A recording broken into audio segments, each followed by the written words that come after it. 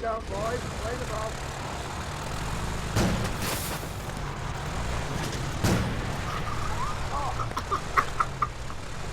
We have taken objective Freddy.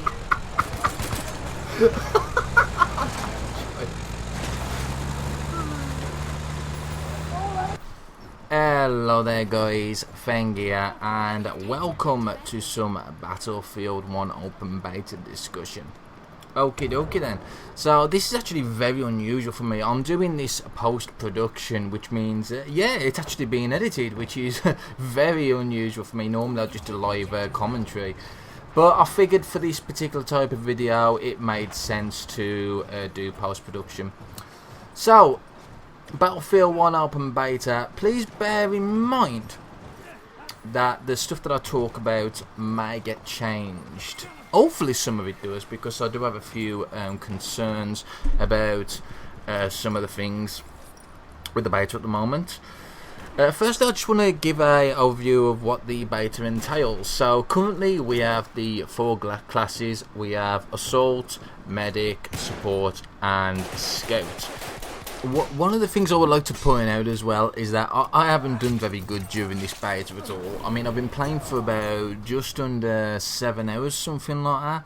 I played about 3 hours on the 30th when Battlefield's Insiders got it, and I played for a little bit more today. I've got to say, I haven't done that great at all, so don't expect any epic gameplay footage. That's not the point of this. Alright then. So, can I just say as well that considering this is a beta and considering how fucking terrible Battlefield 4 beta was, that this is bloody well optimised. As you'll see during the video, if you look at the top right, I've actually got the frames per second on there. I have got settings, I didn't show this in the video, I should have, which is silly of me, but I have got all settings on high, except for stuff like anti-aliasing and bloom. I can't stand that shit, so I always take that stuff off. But yeah, it's absolutely fantastic. One of the weird things though was the resolution scaling. In the old Battlefield, you could it was standard at 100%, and you could change it. You could actually increase it if you had a really good graphics card, and it would look fantastic. For some reason in this, it's not 100%, but it's at 47% where 100% is, where it matches your aspect ratio, which is really fucking weird. When I actually first started it, I set it to 20%, thinking I probably won't be able to run this game very well anyway, and I was really shocked. Not only the fact that I was getting like over 100 frames a second, but the fact that it looked like shit. So I put that straight back, and you know, thankfully it ran perfect, which is great. If it needs any more optimizing, then oh my god, this is gonna run as smooth as butter. And bearing in mind as well that I'm recording, so that does knock a few frames off here and there. So yeah, bear that in mind. So far, I think the beta has gone fairly well. As I said, it's pretty optimized. I haven't really come across many issues. A few graphic issues now and there with things kind of like flashing now and again, but other than that, you know, it's pretty damn solid. Alright, enough about the optimizations. Let's talk about the actual gameplay. Okie dokie then. So Conquest has had quite a huge change, a huge overhaul. So in previous Battlefields, what would happen is, in Conquest games, both teams start off with a set amount of tickets, and depending on who owns what flags, the team that owns the least flags would start bleeding tickets. Tickets would also bleed when people spawned in, and then obviously the team that ran out of tickets first then lost. This is no longer the case in this particular version of Conquest. It's more of a score-based domination system, so the more flags that a team holds, the more score they'll get. Basically means that kills and deaths are nowhere near as important, which is good on one hand, because what this means is that people are more rewarded for going after the objectives. On the other hand now, it does mean that people aren't trying to go for kills as much. You know, it's kind of a double-edged sword. It's very hard to balance. So I can kind of understand why they tried to go about this route and whatnot. But unfortunately, it actually comes to one of my complaints that I currently have about the game. We have taken objective. So I really want to talk about the medic in this particular version of Battlefield, because there's a few things that are really annoying currently. So obviously his kit's changed a little bit. He no longer has assault rifles, which in the other Battlefields were always considered like the best all-rounder guns, and sometimes even the best guns in the game for some of them. But yeah, they now have carbines, semi-auto carbines, and I think they've got some fully automatic ones. I have actually had some success with the fully automatic carbines, although, you know, they're so-so. But it's not the weapons I really want to talk about, it's the way the reviving works now, and I'm really hoping that this is a bug that's been an oversight. Right, so there's actually two major changes to the revive system.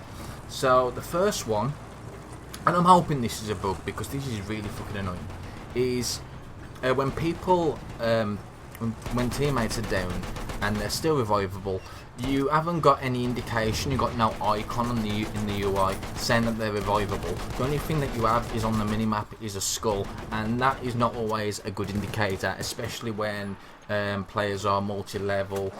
Also, the fact that, I don't know if you've noticed, but the actual players themselves are sometimes the same colour as stuff like the sand, so that helps too.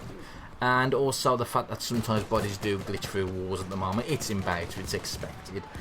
But the lack of the icon to say that, you know, they're revivable is a bit difficult.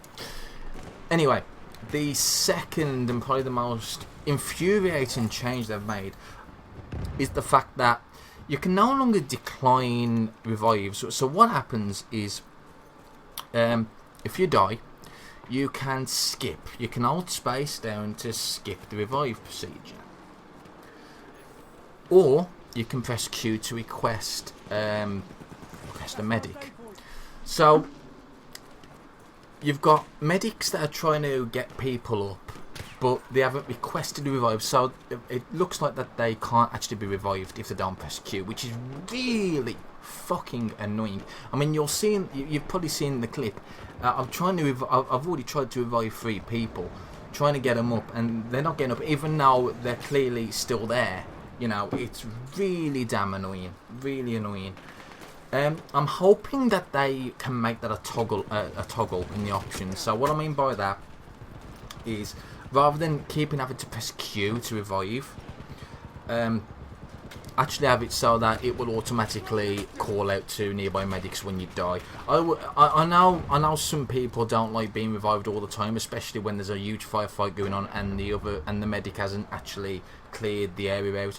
But more times than not, I would prefer to be revived than not to be revived. And I think having that as an option would be a lot better than the current system at the moment, because the current system at the moment means that medics haven't got a fucking clue whether their revive is successful or not.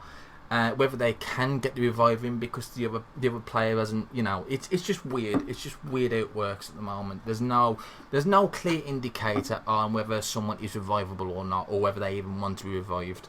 You know, the current revive system just doesn't feel right. I understand what they was trying to do by limiting the amount of, you know, revives by doing that, I guess, but it just doesn't feel right. I just don't understand why they didn't keep the Battlefield 4 version of it.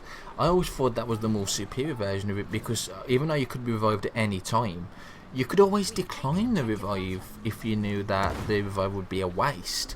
So this new system is just confusing for both the medic and the revivee. So hopefully they'll change that. I mean, if they don't change it, I don't see myself playing medic all that much anymore. You know, that's just the way it is. So yeah, enough about the shitty revive system. Let's talk about something a bit more positive, like the gunplay. Oh my god, the gunplay is absolutely fantastic. Unfortunately, I don't really show all that much off in this gameplay because apparently I'm terrible at the game, but yeah. I suppose it's more my mouse. I've had a lot of mouse problems recently with some games. It's just weird. it might just be me. I might just have to keep messing around with the sensitivity until I get something, you know, better. But I've just been having problems aiming, which is really weird. And maybe it's because I'm getting old. It could very well be. I'm just getting old. I just can't keep up with all the kids no more. Anyway, the gunplay feels fantastic. I've been really enjoying the support weapon actually. I think it's the Lewis gun, isn't it? I think it's the Lewis gun. Oh my god, they're fantastic because the longer you actually hold down the fire button, the more accurate they get, which is really nice, really cool gameplay concept. Really enjoy that. Also bipods. Oh my god, bipods are so much easier to deploy now. You've only got to be near a surface now, and it will automatically deploy, which is so much easier than what it was back in the other battlefields. It just feels so much smoother. It's just fantastic, absolutely fantastic. So the character progression is a little bit weird. It's a bit of a mix between all the previous battlefields and Battlefield Hardline. So when you level up your main character level, you'll gain war bonds. War bonds are basically currency that you can use to purchase other weapons and gadgets.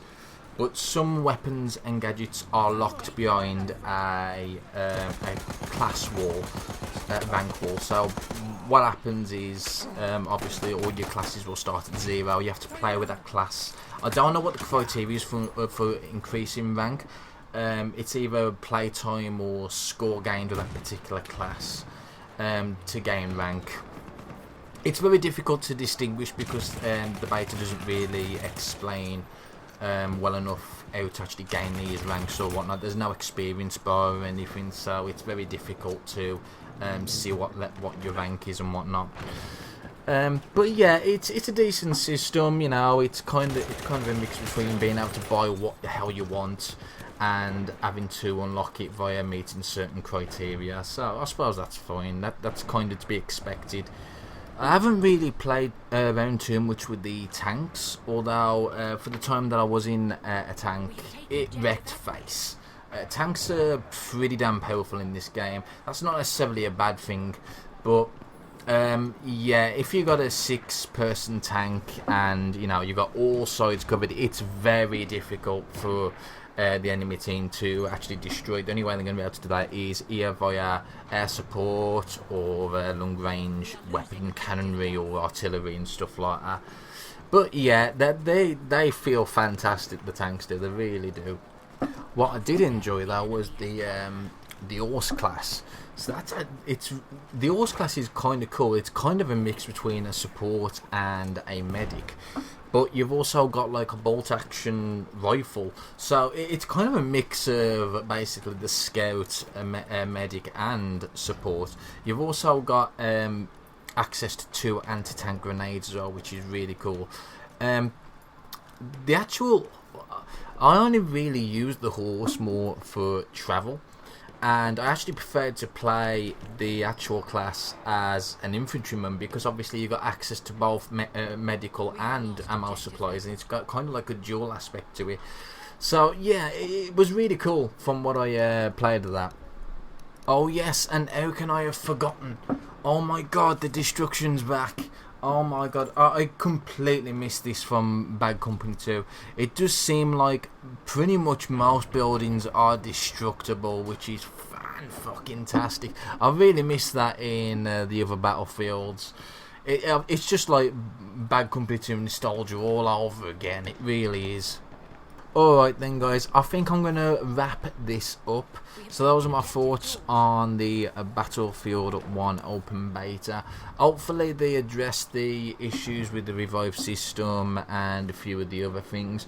Other than that though, I am pretty much enjoying this, and I think I'm gonna keep playing it for a bit, so I'll go back to it. I might upload some more content about it, I may not, it depends. I might just wait for full release. So alright then guys, I'll leave you with that, and I'll see you next time.